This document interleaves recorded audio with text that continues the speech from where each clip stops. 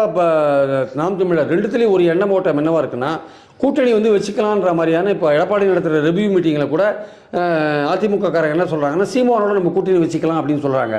அதனால தான் சமீபத்தில் பார்த்தீங்கன்னா சீமானுக்கும் எடப்பாடிக்குமான ஒரு உறவு நிலை வந்து கொஞ்சம் சுமூகமாக இருக்கிற மாதிரி இருக்குது. அதாவது எடப்பாடியோட உண்ணாவிரத்தை வந்து ஆதரிக்கிறாரு சீமானு, அதே மாதிரி வந்து சாட்டை துரைமுருகனை கைது பண்ணால் எடப்பாடி கண்டிக்கிறாரு.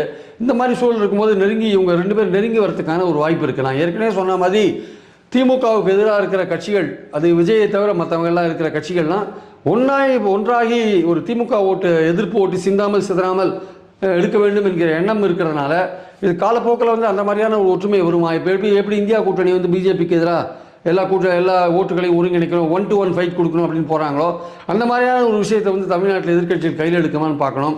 ஸோ சீமானை பொறுத்த மட்டும் அவருக்கு அதிமுக ஓட்டுகள் கிடைக்காத காரணம், அவர் என்ன தான் எடப்பாடி சித்தப்பான்னு சொன்னால் கூட அதிமுகவில் வந்து இளைஞர்கள் ரொம்ப குறை